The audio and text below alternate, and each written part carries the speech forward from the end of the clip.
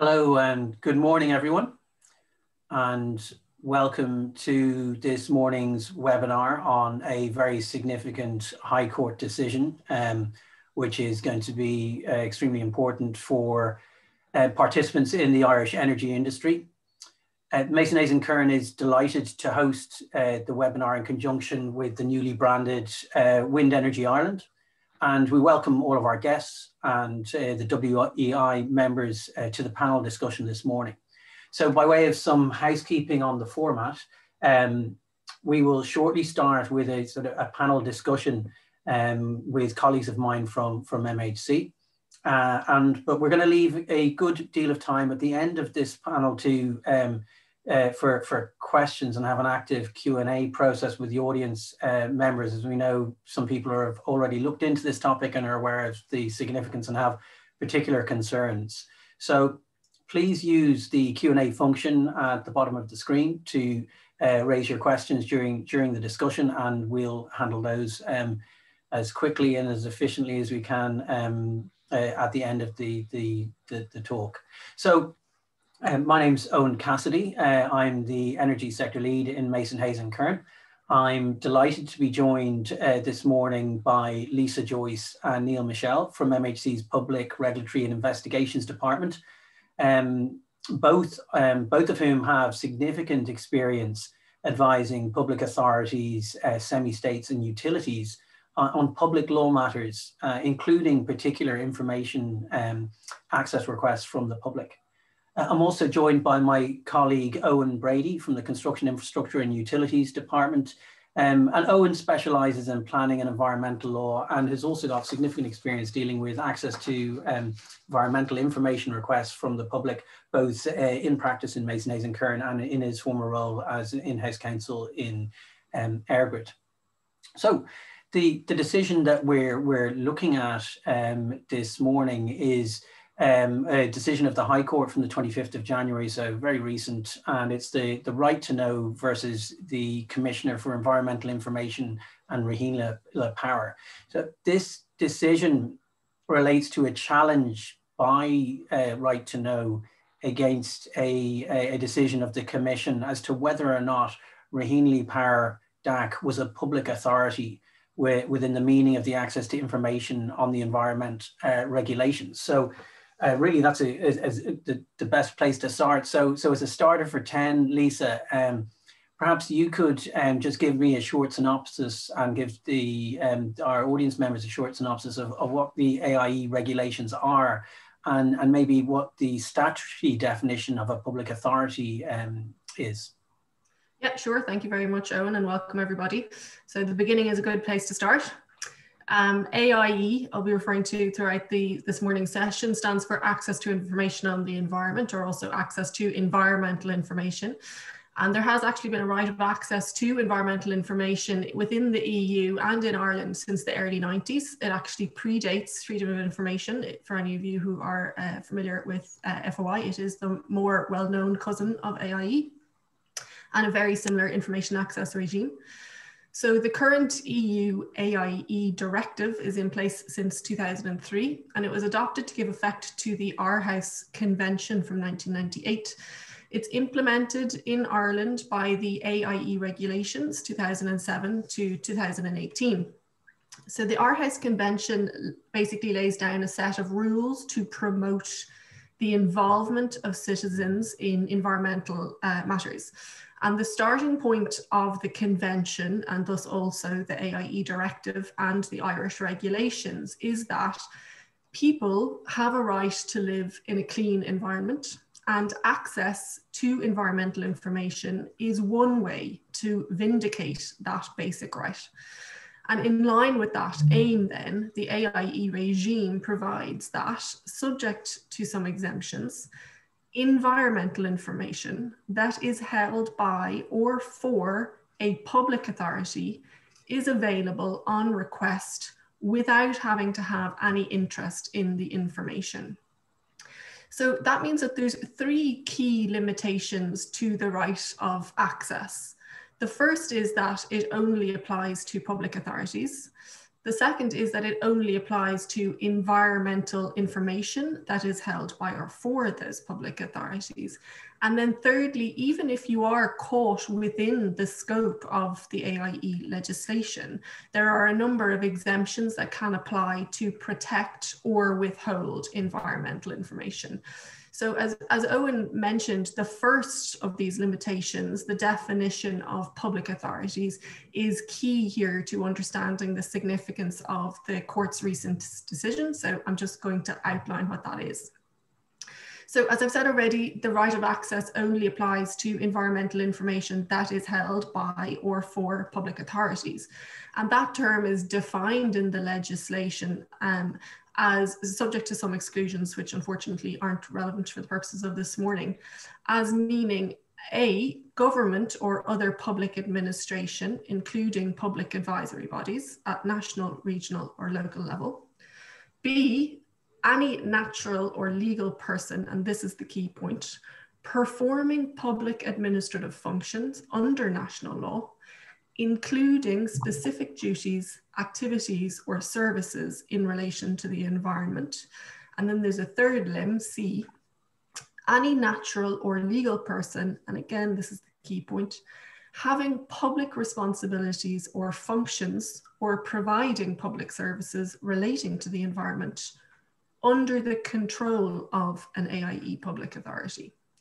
So while that's quite a wide definition, to date, it has really only included the types of public bodies or traditional types of authorities that would exercise public administrative functions and responsibilities, including, for example, commercial semi-states.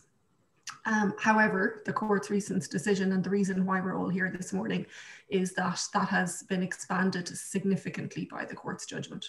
And perhaps Owen Brady, you might just touch on the way in which the commissioner has, taken those regulations and interpreted them, because we're aware of private developers and operators of wind farms that have been the subject of AIE requests previously, but have successfully butted them away. So, Owen, perhaps you could talk through the original commissioner's decision on this issue. Yeah, thanks, Owen. Before I get to that, I suppose just to follow up what Lisa was saying, it's important to look at the context of this. And if you think back, this all goes back to the Aarhus Convention from 1998. And when they were negotiating the convention, the issue came up of where public functions were being carried out by private entities. And so when they drafted the convention, the text of the relevant article was in relation to the type of public authority that we're talking about this morning. The actual definition is any natural or legal person performing public administrative functions under national law, including specific duties, activities, or services in relation to the environment. So what they were trying to do here was they were trying to capture a situation where essentially public services were being privatized. Now, I suppose if you think in or around the same time, the electricity market in Europe was being unbundled, as it's called, where basically the large monopolies were being broken up. And so we saw that in Ireland with the emergence of Airgrid, ESB networks, etc., and then the privatized independent power producers. But the position, I suppose, that had applied hitherto was assumption that independent power producers were not public authorities for the purposes of the AIE regulations. But then in 2013, there was a case in the Court of Justice called Fish Legal, which looked at this particular definition of public authority in more detail. And what the court said was that form was not, the legal form of the relevant entity was not the critical thing. The critical thing was to actually look at the particular functions that it performed. And so it looked at this under two different bases. One was whether that particular entity was entrusted with the performance of public services related to the environment. And then the second limb was whether it was vested with special powers beyond those which would apply normally between private entities.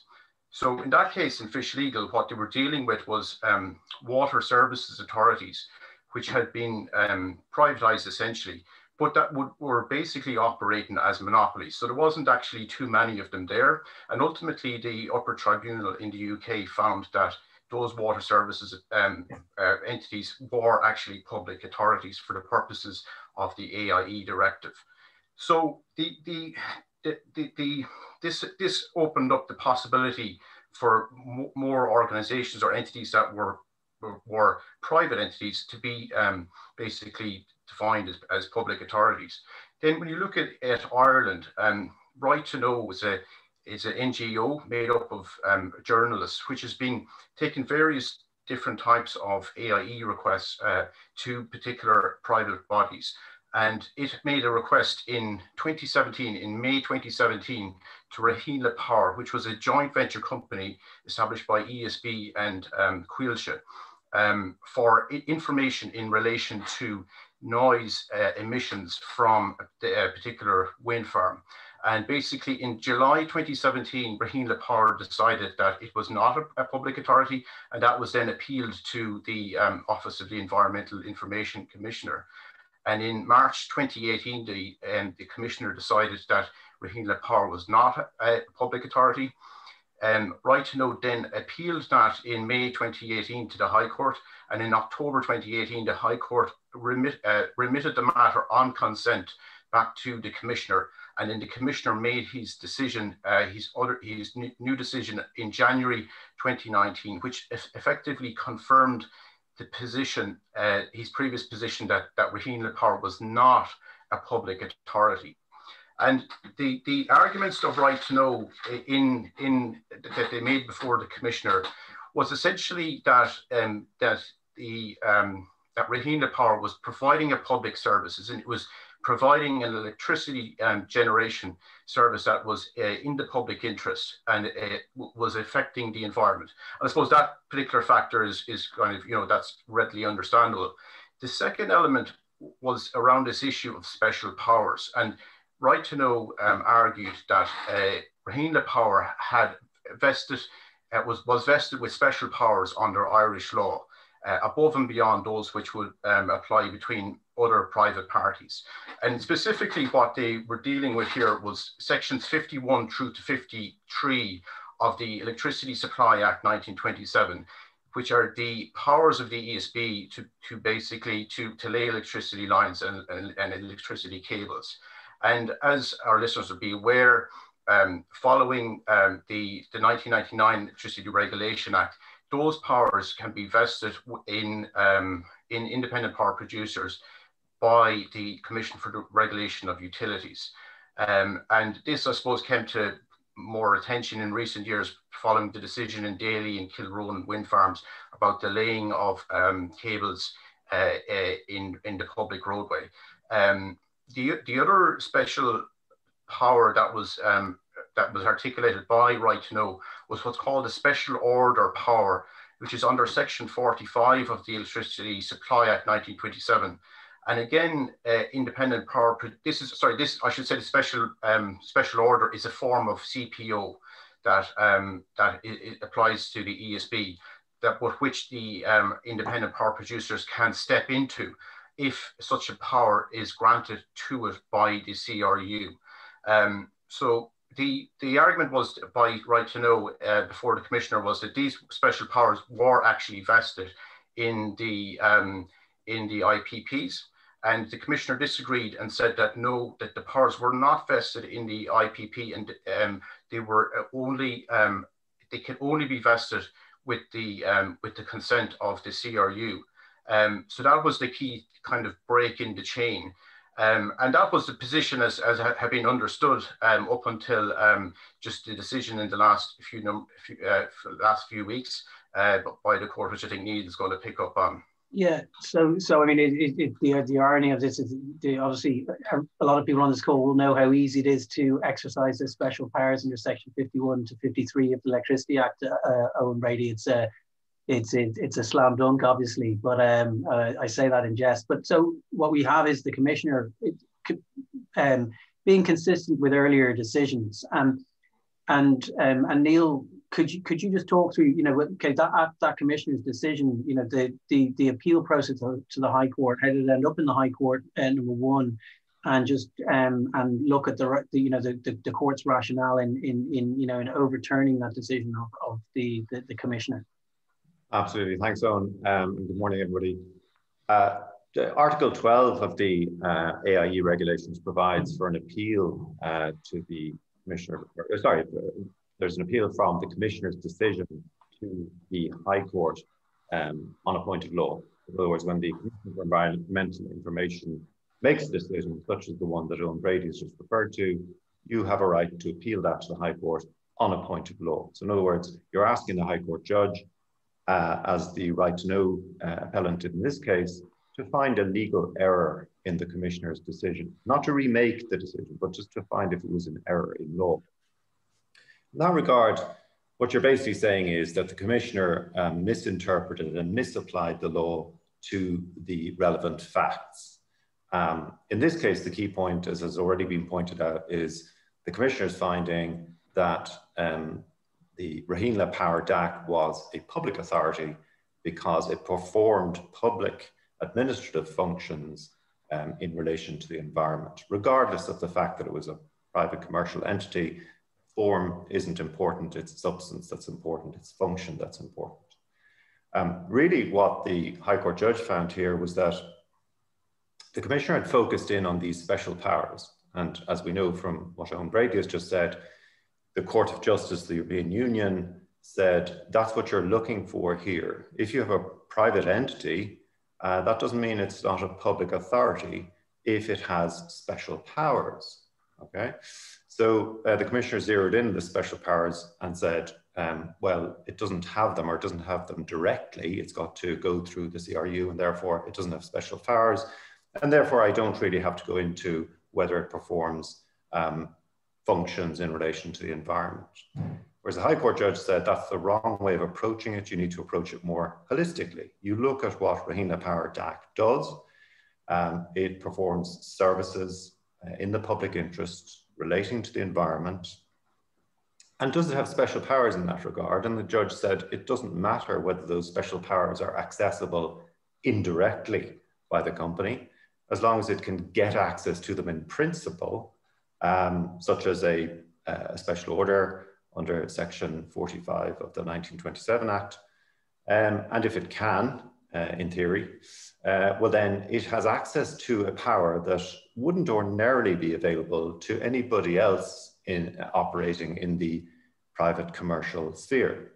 So looking at it the way the judge did, you look first at what the company does, and then you find out if it has special powers in relation to what it does. And he found both of those to be satisfied, and therefore Raheenla Power DAC was a public authority, and that then brought it into the AIE regulations sphere.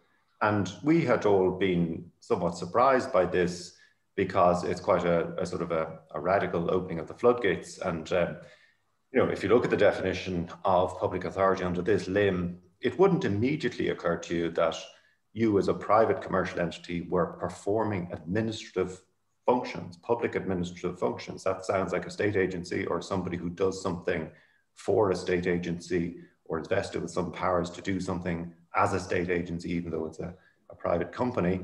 But the judge has effectively found that purely commercial, purely private entities can be deemed to be such things.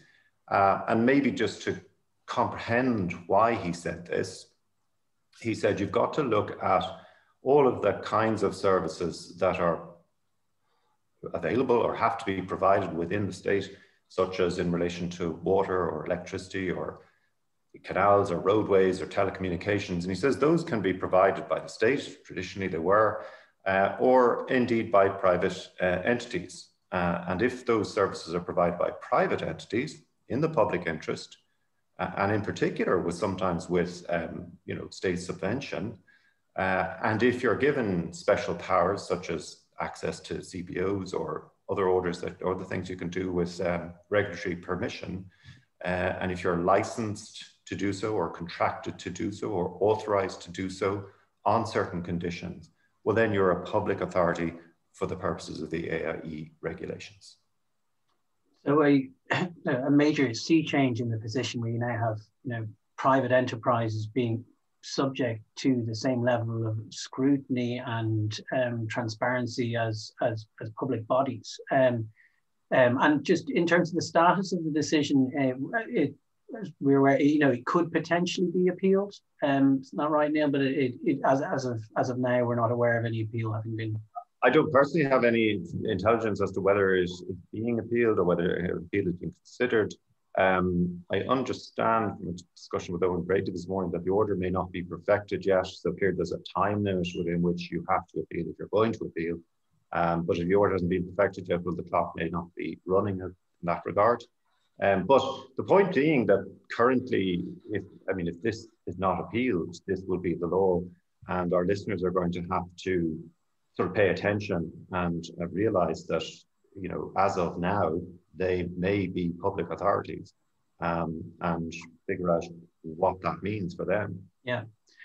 Just on that point, Owen, I think it might be just useful to mention there was a recent enough decision of the Environmental Information Commissioner in a case called Celtic Roads, which was dealing with a toll road, a private toll operator on the M1 motorway.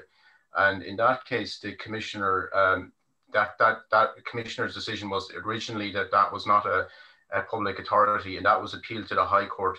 And the case was conceded and remitted to the commissioner. And thereafter, last September, just gone, the commissioner changed his mind in relation to whether that private toll operator was a public authority for purposes of regulations. So we're discerning a sort of a bit of a change in the attitude of the commissioner. So I think that might be a factor in the commissioner deciding not to appeal this decision. Okay, so that's relevant, Owen. Thanks, and I think it does mean where we sit at the moment, where there are information requests in respect of environmental information. The assumption is that if you're the holder of those special rights, that you will be subject to the AIE regulations. And perhaps, Lisa, could I just ask you to explain, what actually constitutes environmental information? What does this actually cover? Yeah, so not an easy job because it's quite a complex definition, but I will try. So as I mentioned earlier, AIE only applies to environmental information, which is also defined in the AIE regulations. Before a pretty seminal High Court decision called Minch in 2016, the definition of environmental information under the legislation was interpreted very narrowly, because if something was environmental information, and given that the definition of public authorities was pretty wide, it would open the floodgates for all things AIE related. So it was interpreted quite narrowly before 2016. Since then, there have been a number of court decisions and commissioner decisions that have expanded the interpretation considerably.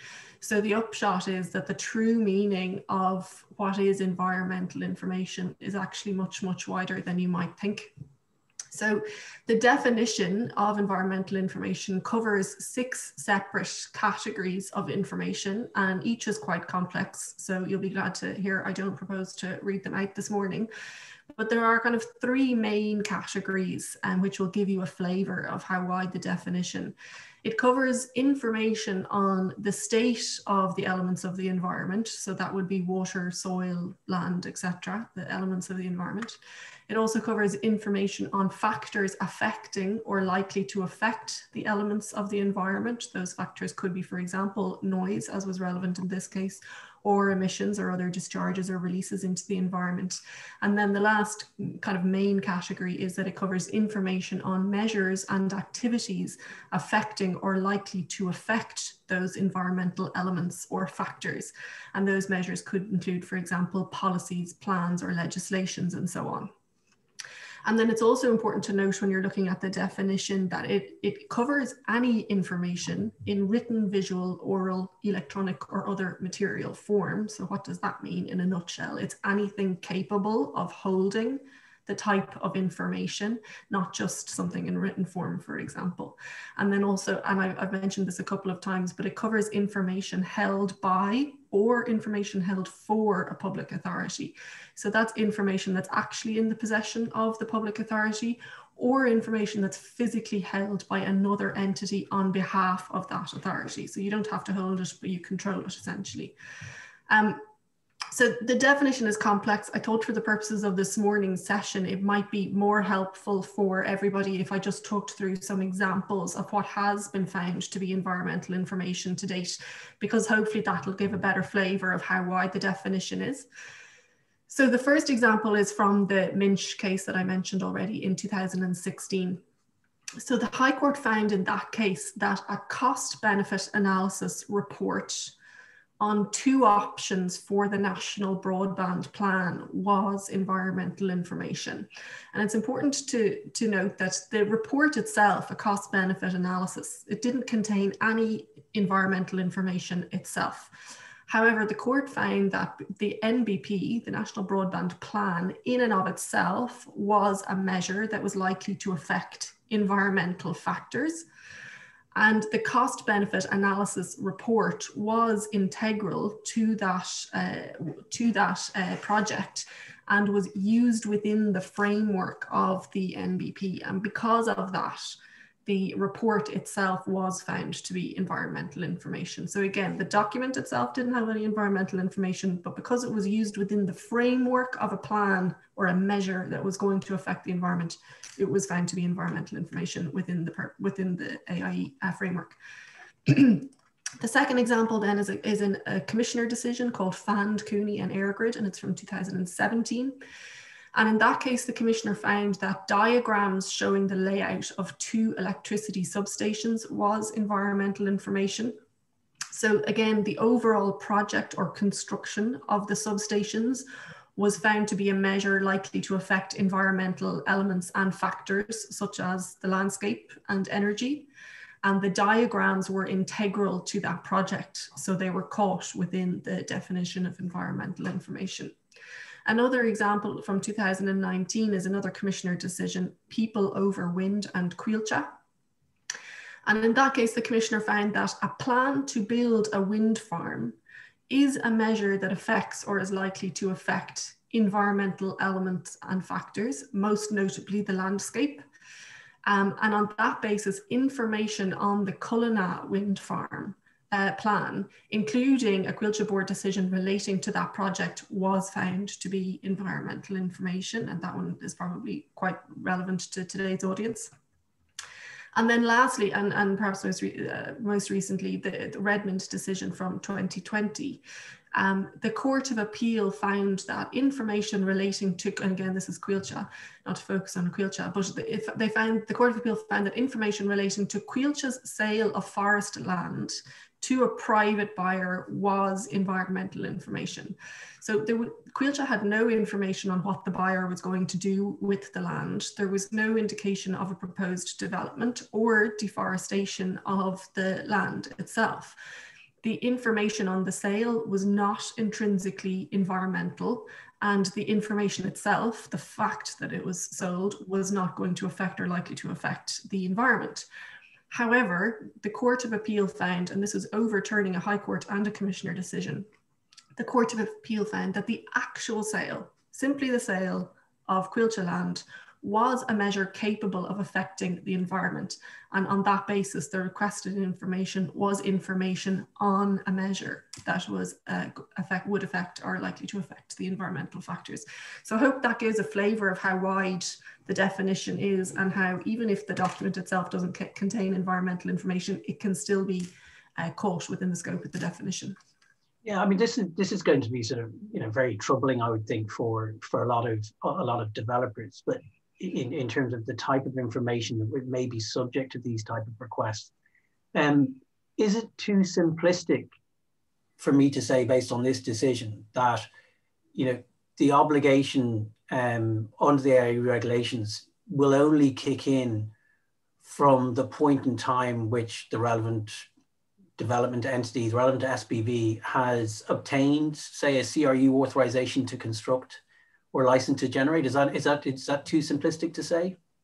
I think that if I could jump in there, Owen, you know, if you look back at the judgment, or if you look at the judgment of Judge Owens in the Rahina case, he does lay emphasis on the fact that you become a public authority if if you're authorized or licensed and you have special powers and so on.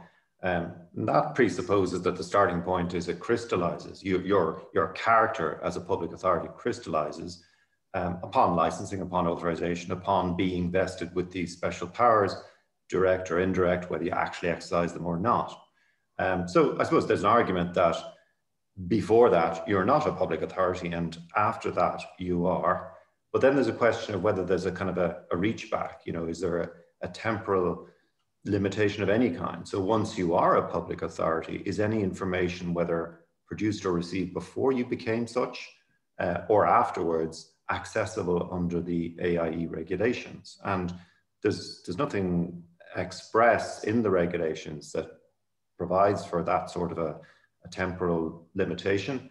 Having said that, you know, the information that is held by a public authority is information that is being produced by that public authority or received by that public authority. And there may be an argument there that, you know, you have to have produced it as a public authority or received it as a public authority. And if you weren't such a thing, you know, before the crystallization point, well, then there's an argument that that information falls out of account. And I think just to add there, I think this probably is an argument that has yet to be had, because there's nothing in the judgment that clarifies this. As Neil mentioned, there's nothing in the AIE regulations itself that deals or expressly deals with a temporal limit on reach back. In contrast, for example, on the FOI side, the Freedom of Information Act 2014 does actually deal with this, and it provides that you have a right of access to records created on or after the effective date. Now, that effective date for new bodies that were introduced most recently in 2014 does actually reach all the way back to April 2008. So you could argue, like, it's expressly dealt with in that legislation. It's not included in the AIE legislation, ergo it doesn't exist. And then also, as Neil has mentioned, like what the AIE legislation does do is define what is held by, or when information is held by, or when information is held for a public authority. And so you could argue you can't produce it or receive it, as Neil mentioned. But I just wanted to add one other point, which is that, you know, your question talked about having received the authorization. I think there are one or two sentences in the judgment which kind of indicate that it might happen at an earlier point, which is that it could actually go back to even making an application for authorization, because it seems to the judge points out that you can exercise some of the powers from that point. So it could actually be earlier than the date you actually receive your authorization. That's right. I mean, Section 45 of the 1927 Act does refer to an applicant for an authorization seeking the, I suppose, the consent or the making of a special order by the CRU. So, you know, if you have that facility, then perhaps you are then already vested with special power. Mm. And sorry, just one other point, I'm glad I made notes for this because I would have forgotten it otherwise, is that if you were to refuse a request because you say it was before you became a public authority, or it's not actually held by or for you, that decision is still a refusal that would be subject to review but internally and by the commissioner. So again, you're not going to avoid the argument, I suppose, by relying on that position.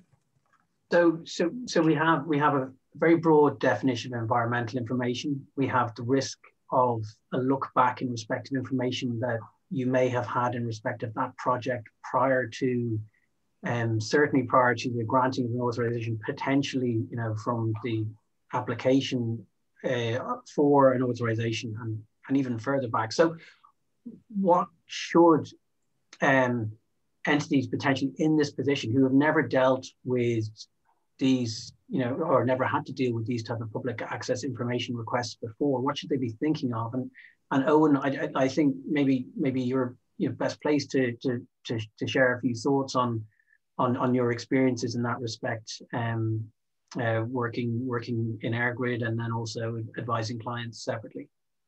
Yeah, thanks, Owen. I suppose I was working in AirGrid in 2015 when AirGrid was made subject to the Freedom of Information Act 2014. And this obviously was a big departure for the company at that point because, you know, I suppose, you know, similar to a lot of our listeners this morning, you know, AirGrid was involved with many, you know, large scale transmission development projects, some of which were really controversial and attracted a lot of localized opposition, such as the North-South Interconnector.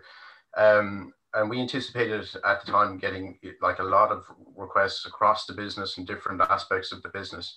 The key thing for me at that point was effectively management buy-in into the whole concept and the importance of being subject to this information provisions.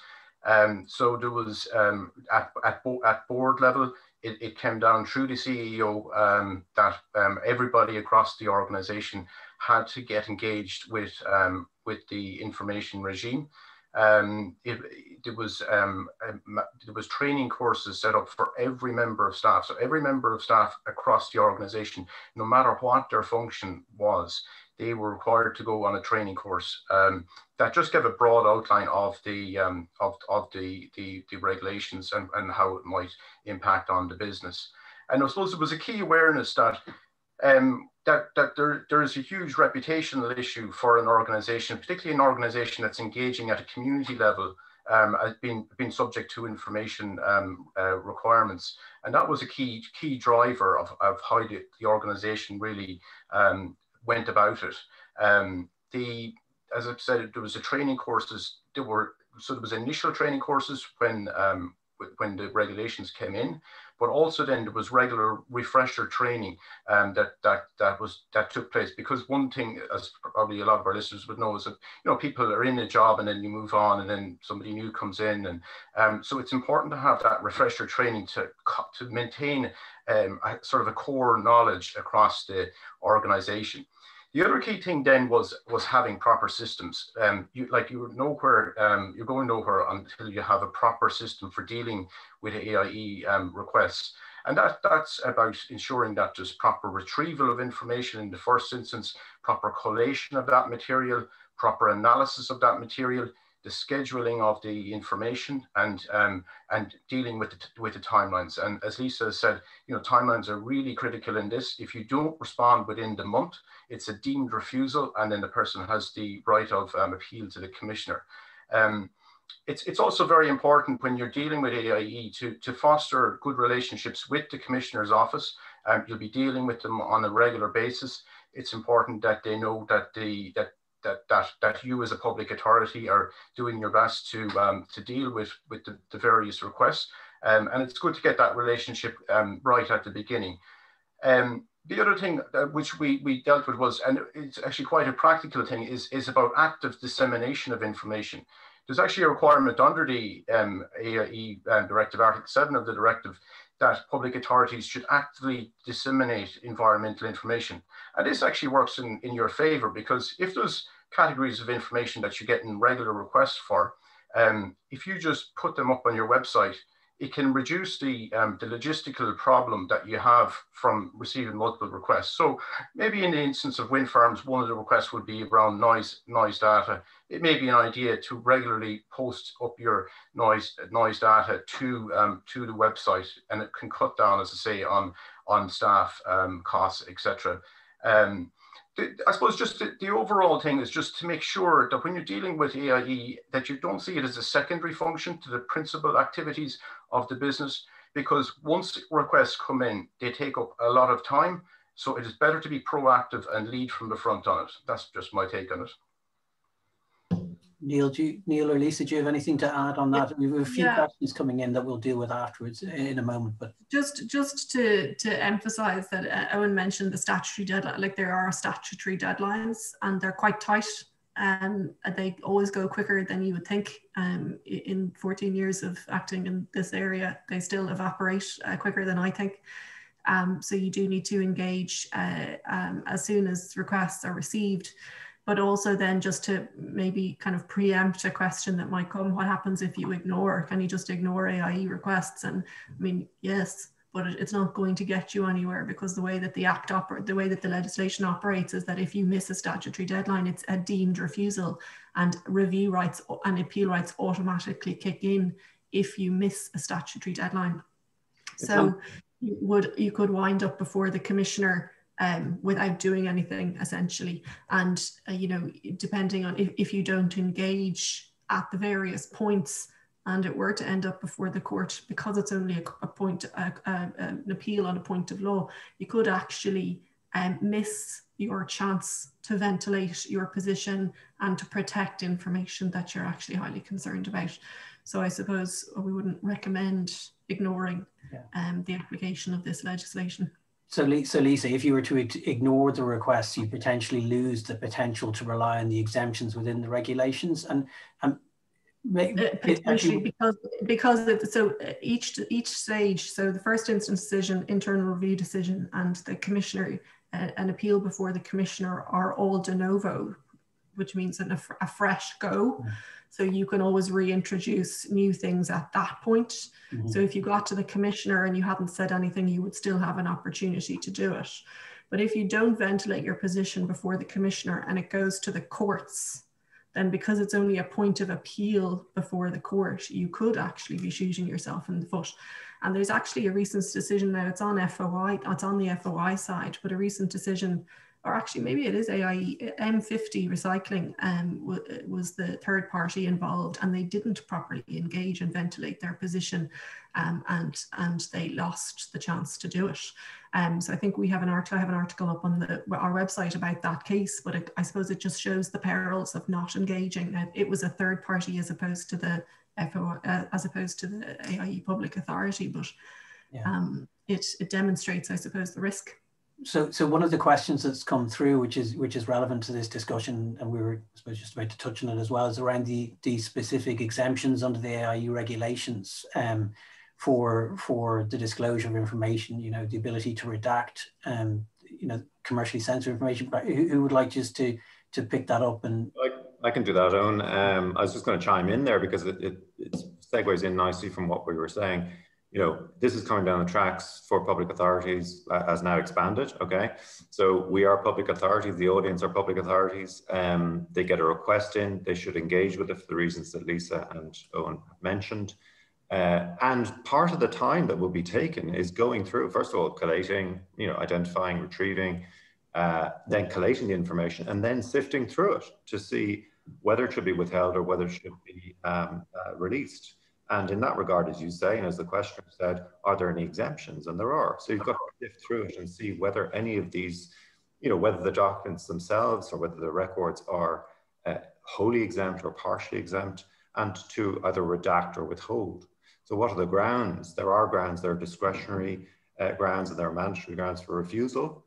And they would include things that you would imagine should be in there: commercially sensitive information, IP information, personal information, legally professionally privileged information, all that kind of thing would be exempt. But save insofar as it relates to emissions into the environment. And that I suppose is a big sort of carve out there. And in addition, even if the information in the record is potentially exempt, or, you know, in principle exempt, you also have to ask yourself, would release of that information nevertheless be in the public interest? So you have to do a two-stage kind of consideration. But yes, you can then withhold information or redact information on one of those bases. But then the requester may seek an internal review within your organization. That has to be conducted by somebody you need to designate. And this is part of the implication, is you need to designate people to do this. Who will be the more senior person who conducts the internal review? Entirely fresh decision, as Lisa says, looking at it afresh. And then that person makes their decision. But again, it gives you another opportunity to look at the matter, redact what you feel you ought to be redacting, or withhold whatever you need to be withholding before you make a decision. And that's then appellable to the commissioner. And Neil, that you know, exclusion from the exemption around emissions into the environment, that includes noise, right? Based on the previous engagement. So that would be information which relates to noise will not be the subject of any exemptions around confidentiality, commercially sensitive, etc. Yeah, it doesn't knock out all of the exemptions, but it knocks out the main ones, including commercially sensitive information. We've a few questions that are coming through that I wouldn't mind just dealing with now. So I think some of these we've already touched on during the discussion, but it's no harm kind of reiterating the position on a few of these points. There's a question in about whether or not a relevant entity would need to have actually exercised a right to special powers or applied to the CRU to exercise such rights. It just has to be possible. And that's correct. So it's just the very fact that they have a right in legislation.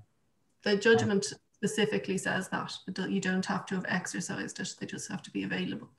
Now that's only what's in the judgment. It's not tested yet, but that's what the judgment clearly says. Another good question again is when legally does the High Court decision take effect? Has it taken effect since the decision was handed down by the judge, and is it retrospective in effect? And I think we've kind of touched on that point as well. Like number one, in terms of the decision, you know, okay, it may be challenged or appealed. Sorry, but so technically, what the judgment has done is reversed the Commissioner's decision in the Raheen Le Power case, and decided that Raheen Le Power DAC is a public authority for the purposes of AIE and for the reasons that it set out. It hasn't done anything else, but obviously the implications of it are huge. Yeah, and Owen, comment on the Celtic Road decision as well is also an indication of how the Information Commissioner is thinking about this very issue. Yeah, no, I suppose the thing is that the state of law as it is now, following Raheen decision, you know, is what it is, and you can expect, and I think a lot of our listeners will be expecting to receive AIE requests in the coming weeks and months. Yeah, just on that as well, just to clarify for the audience, insofar as there aren't lawyers in the audience, as Lisa said, this is a case that says Raheen Le Power DAC is a public authority. But if you read the judgment, it sort of sets out the law, and if you fall within the parameters of this judgment, well, then you are also a public authority, even though the judgment didn't specifically say you were. But if you decided you weren't, you're at risk of having a similar case brought, and you'll be told you are, unless this is appealed.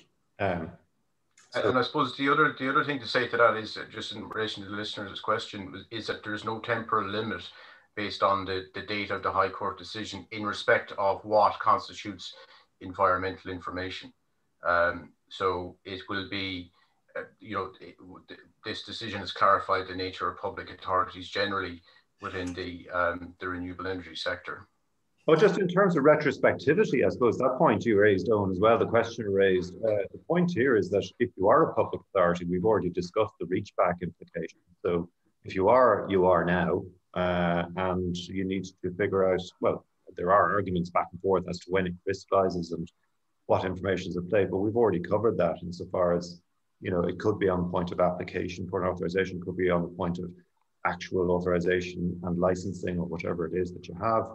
And then the vesting in principle in you of special powers. And once you're that, does it reach back to, you know, information you held before that point, or does it only crystallize at that point? But a lot of people will know which situation they're in. They'll know there's a risk of look back or look forward. Yeah, and that's actually relevant just to another question that's come in. It's obviously a very sensitive topic, and you know, the query around whether this could potentially reach back and extend to pre-planning EIAR environmental information, and I guess, you know, we have touched on that. There are potential defenses and arguments that can be raised. The position hasn't been determined, but there is a risk, right? Yeah, like on that own, like one thing I was thinking about in relation to this is that, like, so say you have a, you know, often an IPP will you know, go in for planning. They'll get a grant of planning, but before it comes to construction, for financing reasons or whatever, they may go for a modification, let's say a modification of turbine dimensions or whatever. And that's obviously, you know, it could be a subsequent planning application for that. I think one of the significances of this decision is that the information in relation to that subsequent planning permission will be subject to the regulations and will therefore be releasable under the regulations prior to the making, or potentially releasable, as I say, we come within the scope of the regulations prior to the making of that subsequent planning application. And that, I think, is a significant practical concern, I suppose, for some listeners. And on a kind of, again, a related point, and this question is framed very well. It says, if I am a developer and now a public authority, does this mean, since an environmental consultant, for example, would be acting on my behalf, that they are now subject to AIE in relation to the data that they would now hold? If they hold information on behalf of the public authority, then it's captured. And effectively, it's a question of control. Can the public authority demand it back? And I'm just thinking, you know, in relation to some of that data, particularly the more sensitive type of data, which could potentially relate to noise claims or nuisance claims, from like whether trying to structure the transfer of that information and keep it within legal professional privilege, people, is there either Lisa or Neil, do you want to maybe touch on that, where, the extent to which you're able to exercise that protective cloak? Yeah, without getting into the intricacies, because these structures can be very intricate, but it is always worth just bearing in mind, is there any way that you can communicate with the relevant consultants and get the relevant information under the cloak of legal professional privilege? Can you be legally advised as to the information that you are seeking? Can you seek expert information, for example, environmental consultant information, for the purposes of anticipated litigation and so on? And if you can bring yourself within those kinds of legal professional privilege parameters, you might be able to mount an argument that the relevant information is privileged.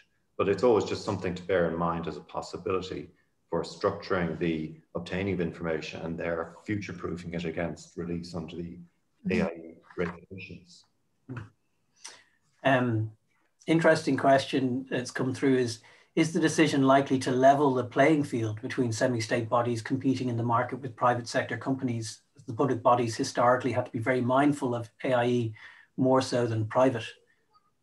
As it does, right? It does level the playing field in terms of who is going to be the subject to these type of requests. Yes. Yeah. I was also thinking, is there a chance, because there are public authorities that will hold parallel information or the information relating to wind farms. So people might address their request to the CRU or to EirGrid or to whomever at the planning authority. And as in the Rahilna case, for example, they weren't looking for the planning documents. They were looking for, I think, wind turbine noise information, so that it could match that against what had been provided in relation to the planning process. So in other words, they may not necessarily always seek all environmental information from you as a wind farm company, because they can get that from the relevant authorities anyway. They may be seeking... Actually, good. Sorry, not to interrupt, but that's actually a good point, because in this case, they actually went to Quilchat and ESB first. So they made direct requests to Quilchat and ESB for this information, as well as Rahilna Power. And I also have experience of people seeking information from a variety of public authorities. So they might seek information from you and from the standard public authority of relevance, and even match up what information you have vis-a-vis. What are they getting from you? What are they getting from them? The information they get from them might suggest that you have more information that you've withheld, and vice versa. You might have redacted different information. There is a provision, again, that might help there, which says that insofar as you don't hold the information, you direct them to the body that does. Sometimes people argue that if it's held in parallel, you direct the request to the person who maybe is the primary authority, but I don't think there's any legal basis for that. The one thing just occurs to me there, like again putting my EirGrid hat on, was that there's like, if we got an information request that was related to an IPP, our position was essentially in relation to it, that it was a private entity as opposed to a public authority, and therefore we would obviously have conducted our third party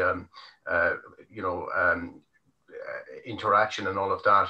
But the fact that these IPPs are now going to be viewed as public authorities would change, or could potentially change, the way that such information related to that IPP is considered by that standard public authority, if you want to put it like that. So that's also a relevant issue. I have another question here about whether there's a potential read across into other areas from the decision for developers. Does the decision mean developers are more likely to be considered public authorities in other contexts? I don't know if that's necessarily the case. I was thinking in preparing for this, you know, again, maybe most of the audience aren't lawyers, but you know, if a statute says black shall mean white, well then it does for the purposes of that statute, but clearly it doesn't for other purposes. Having said that, sometimes you get analogous situations, and I think Owen referred to the Celtic Roads decision earlier on, and the decision that helped the commissioner reach his conclusion in that case from the CJEU was in relation to a wholly different context, but the same set piece of thinking was used, which is this a private entity that is either contracted, licensed, authorized to do something in the public interest that relates to the environment, and do they have special powers? Yet from a different, you know, European measure. So insofar as there might be a kind of a relevant read across, well, then it might have implications. But the standard answer is, you know, just because you're a public authority for the purposes of this legislation and a specific definition here, simply means you've been told you're white even though you're black for this purpose, but that doesn't mean you're white generally. I'm not sure how, sorry Owen, just to add, it has always been understood. I'm not sure how much we can rely on what's gone on in the past though, but it has always been kind of accepted that the definition of public authority for the purposes of AIE is extremely wide and much wider than the traditional definition of a public body, for example. And also it is the case that you have FOI bodies that are public authorities for AIE that are not also FOI bodies for FOI purposes. So just because you're a public authority under this legislation doesn't automatically mean, for example, that FOI is going to kick in as well. Yeah, I mean, where what immediately sprung to mind when I saw the question was the Utilities Directive and the references to special and exclusive rights type language. So that's where I was kind of thinking whether there's an analogous kind of view that could be taken around this decision in interpreting the application of that, you know, of the Utilities Directive. Yeah, I think that at a more subtle level, like on one level, the fact that you're a public authority for the purposes of AIE regulations doesn't mean you're a public authority for other purposes. But if you look at the reasoning, there could be a problem, as it were. The reasoning now, the court has opened her eyes and said, you know, you are somebody who does something in the public interest. You thought you were essentially or absolutely quintessentially private and commercial, but there are situations where you will be doing something in the public interest under license or contract or authorization and will have access to special powers or have special powers. And if that reads across into something else, well, then the reasoning reads across, not the public authority definition. Yeah, correct. Yeah, persuasive argument. But so last couple of questions we might try and deal with in the final 2 minutes. What do each of the panel think of the chances of successful appeal of this decision? You have a thumbs up, a thumbs down? Well, I think one thing we didn't mention is the judge found on 2 bases that this particular company was a public authority. It was kind of, he deemed it also to be under the control of an ESB subsidiary, I think, which ESB being a public authority itself. And that's the 3rd test. And I actually think that it's more defensible on that ground, because you could say that you know, they have responsibilities in relation to the environment and are under the control. But on this ground, and if the audience are this kind of company, I actually think, you know, there are arguments that can be made on appeal, because when you read back, forget Fish Legal, the way it interpreted that 2nd definition, you know, do you perform public administrative functions? And most people would say, no, I'm a private company. I haven't been tasked with performing public administrative functions. And I think it's arguable the judge has almost used the Fish Legal elaboration of that test as the statutory test and maybe gone too far. And sorry, to cut across you. My own view is that I don't think I would see it overturned on appeal. So if you go right back to, I suppose, what I mentioned at the outset, that in terms of the Aarhus Convention and the intention to try and capture the privatization of hitherto public services, and I think there's it's a recognition that electricity is a public service provided generally for the common good, So I think, you know, that while, you know, there may be an appeal, I'll be hesitant about the chances of its success.